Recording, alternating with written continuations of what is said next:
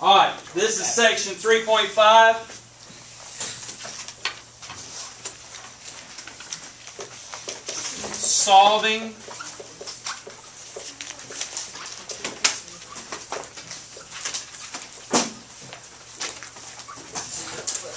Solving radical equations. Immediately when we see the word solve, anytime that's directions, anytime we see that in the directions of a problem, solve, what do we think of? Or what should we think of? Solve means what? Find x. X equals, exactly right. So here's the problem, and down here it's going to say x equals 4 and negative 3. Okay, that's what the directions solve mean. Okay, the directions in 3.4, sorry, what did they say? Simplify, right? The answer was 2 plus root 2. Okay, it didn't say x equals a number. Okay, so when you see the word solve, you need to immediately pick up on that means the answer is going to be x equals a number. Okay, questions on that?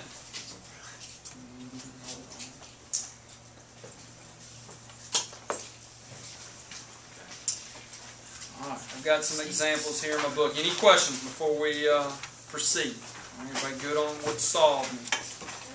Alright, my book got closed here. Here we go. First example.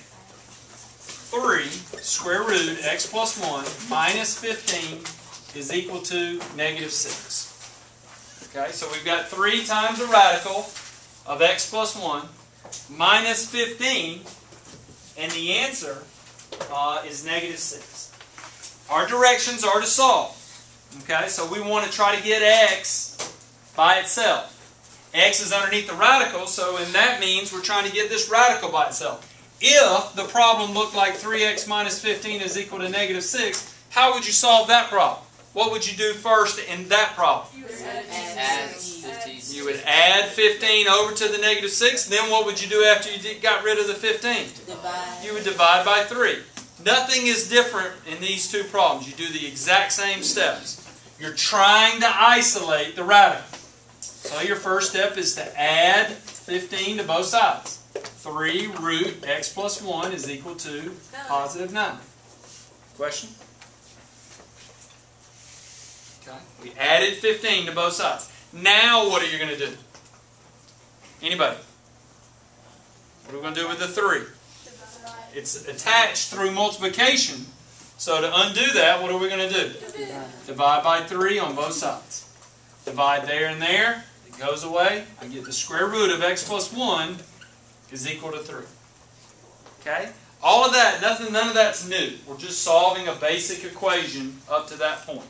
This next step is something that you've never done before. It's not a hard concept. But when you get down to radical equals a number, step number 1 is try to get the radical equal a number. Okay? Do whatever you got to do. Each problem is going to be a little different. But try to get down to radical equal a number. Once you get to that, step number 2 is going to be square both sides. Square both sides. The only thing that gets rid of a radical is to take this side and square it, and take this side and square it. Why is it legal to do that? Well, we did it to both sides. That's what makes it legal. There is a problem with this method, though. This method works. Okay, it allows us to get the answer. But this step, this is what I need you to write down in the margin.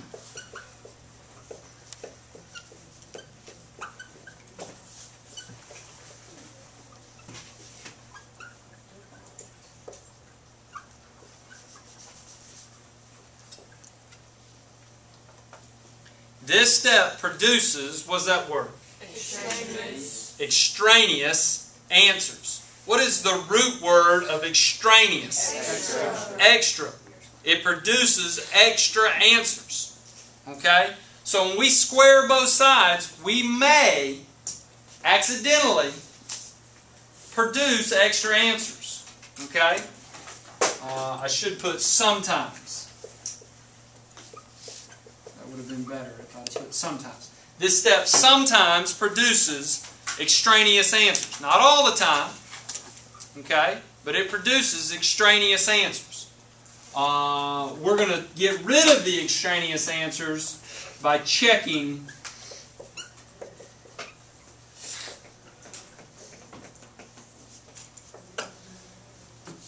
our extraneous answers by checking at the last step. Okay? I had to tell you that now before we moved any further.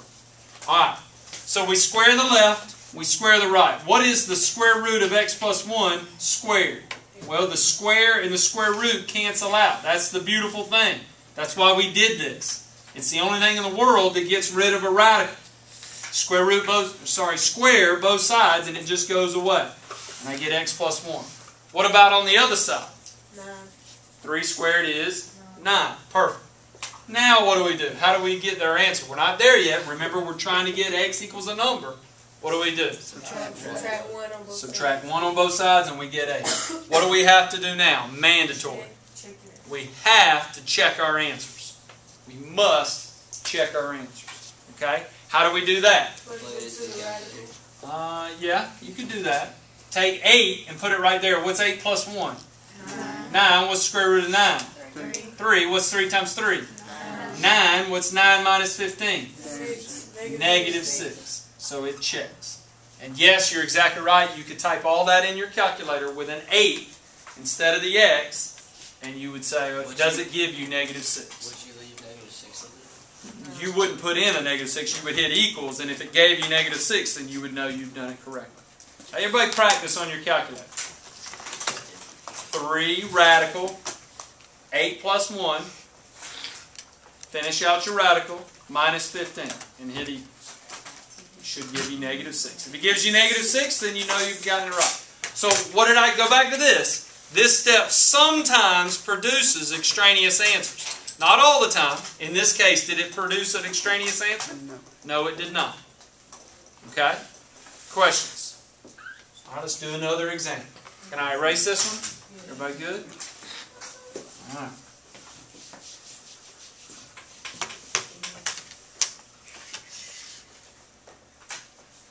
Square root 4x minus 19 minus 2 is equal to 5. You can see why over here I can't have a bunch of steps. Not every problem is the same. Okay? Are we sitting at radical equal a number at this point? No, we're not. We're close, but we're not there yet. What do we have to do? One step and I'll be radical equal a number. What do I have to do? Add 2 on both sides. Add 2 to both sides. Get rid of the 2 by adding it to both sides. Square root of 4x minus 19 is equal to positive 7. Are we now finished with step 1? Radical equal a number. Yeah, so we move to step 2. What's step 2, Marlo? You have to square each numbers. Square both sides. The correct way to say it, you're right, but the correct way to say it is to square both sides. Okay? Square the left and square the right. Square this stuff and square this stuff. Okay? You have to do it to both sides. Roy, what do you get on the left-hand side? On the left-hand side, you get 4x minus 19. 4x minus 19. What do you get on the right-hand side? 49. 49. Is from here down a very easy, basic, linear equation. Yeah, that stuff, that's middle school, right? You add the 19, you divide by 4. Everybody should be able to do that. Okay? I think you get x equals 17. Is that right? Okay? Everybody should be able to get 17. No mystery. Add the 19, divide by 4. Now, what is mandatory that you do at this step? If you don't believe in checking your answer, okay, then you're going to miss a lot of these problems. Okay? You must check. Now, what do you have to do to check? Plug in the Substitute. Take 17. Very good, Nash. You substitute in. It's a good word. Take 17 and plug it in for x. 4 times 17 minus 19. Take the square root, subtract 2, and you get 5. Okay? Question. I think you get 49 underneath the radical. Is that right? Square root of 49 is 7. Square root of 7 is, or 7 minus 2 is 5. Any questions? Pretty straightforward. You want to see one a little harder? Alright, there's one more kind that is a little harder. You'll notice it right off the bat. It should be glaring to you what's different about this problem. Let me make sure I wrote it down right. Yeah. What is, right off the bat, something staring at you in the face? What is different about this problem? You got an X over there. Okay? Let's think about this a little bit. X equals all this stuff over there, radical. Okay, the square root of 2x plus 15. What can x not equal? X. No, it could be a radical. X always equals itself. That's a reflexive property. It can't equal a negative number. Very good, Zuber. Why not? You can have a negative in the radical. Because no matter what you plug in over here, if I do a radical, what does a radical always equal? It either equals 0 or a positive number. Right? So right off the bat, we're thinking, hey, x can't be a negative number. That'll come in handy later. Okay, I promise. Alright, so now, step number 1. Are we already at radical equals a number? Yes. Yeah, we're already sitting at this value. Right? So we move to step 2. What's step 2? Square both sides. Square both sides. Square this side and square this side. This is where it gets interesting. Okay, what does the left give us? Just x squared. Equals. What does the right-hand side give us? 2x plus 15. 2x plus 15. Remember, what do the directions say? Solve. Solve. Okay, this problem was on our last test. Solving a quadratic. What is your first step when solving a quadratic? Using factoring, the only method you know right now. What do we set it equal to? 0. 0. Set it equal to 0. We subtract 2x from both sides. We subtract 15 from both sides. And we get x squared minus 2x minus 15 is equal to 0. I set it equal to 0. Guys, this is all from here down is all the stuff you should know. It was on the last test. Okay? Now what? What do we do now? Put our parentheses. All right, we got x and x. What do our signs have to be? One's plus and one's minus. Still equal to 0. Okay, what are your factors of 15 that somehow can be manipulated to give you negative 2 in the middle? 3 and 5. And which one do we want to be negative? 5. We want the 5 to be negative and the 3 to be positive to give us negative 2 in the middle. Outside gives us negative 5x. Inside gives us positive 3x, which is negative 2x. So it checks. Right? Our factoring checks. Now we got to finish solving. What are our 2 answers? What does this give us as our 2 answers? Remember to do the opposite. Negative 3 and positive 5. Read this right here for me, Logan. This step sometimes produces extraneous numbers. This step, when I square both sides, it sometimes produces extraneous answers. How do we know which ones are extraneous? Because we check. We check them, right? But if we're smart, and we've looked at it, we've identified in the very beginning, let me erase this. In the very beginning, we saw that what was over here by itself? An x was over here by itself, so what can we eliminate? Negative 3. We know that negative 3 can't be the answer. If we try it, it doesn't work. Right? Negative 3 doesn't work. Here's a good question. People always jump the gun on this. If negative 3 doesn't work, does that automatically mean that 5 is going to work? No, it does not. You must check. There is a chance that 5 may not work either. What if 5 didn't work? What would your answer be? No solution. Close. You would say no solution. No, write that down in your notes. No solution is a viable answer.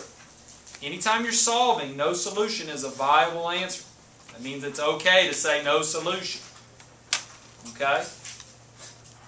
Does 5 work in this case, however? Yes. Yes, it does. Let's check it. What's 5 times 2?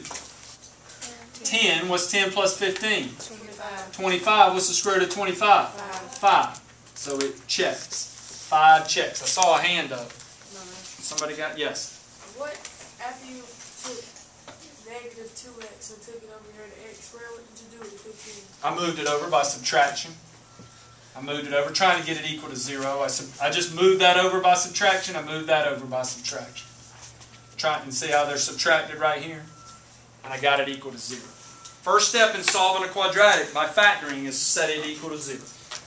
Set it equal to 0. Questions? Any questions? How are we looking, James? 15 minutes and 20 seconds. Perfect. Hit the red button.